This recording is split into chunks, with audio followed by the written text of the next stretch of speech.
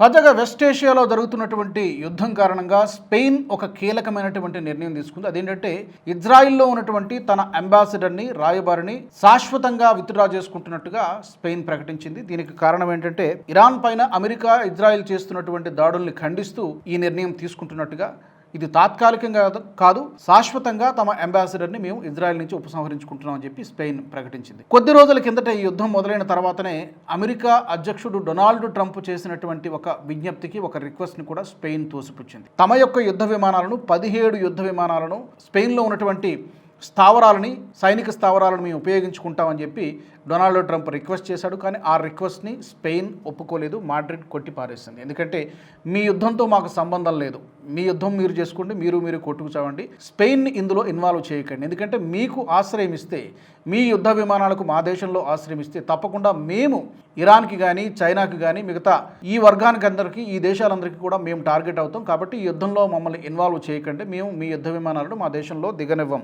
అని చెప్పి స్పెయిన్ చాలా ఖరాఖండిగా చెప్పేసింది. అమెరికాకు షాక్ ఇచ్చింది. ఇప్పుడు ఇజ్రాయెల్కి కూడా షాక్ ఇచ్చినట్టుగానే కనబడుతోంది. ఆ దేశంలో ఉన్నటువంటి రాయబారిని శాశ్వతంగా వెనక్కి తీసుకోవడం ద్వారా. అలాగే గాజా దాడి సమయంలో కూడా ఇజ్రాయెల్కు ఆయుధాలను తీసుకెళ్లేటువంటి విమానాలు, ఓడలను, ఈ ఓడరేవులు, వీటి విషయంలో కూడా తన యొక్క ఎయిర్ స్పేస్ను తన గగనతలాన్ని ఉపయోగించుకోకూడదని చెప్పి అమెరికాకి, ఇజ్రాయెల్కి కూడా చెప్పడం జరిగింది. అప్పటి నుంచి కూడా స్పెయిన్ ఇదే స్టాండ్ మెయింటైన్ చేస్తోంది.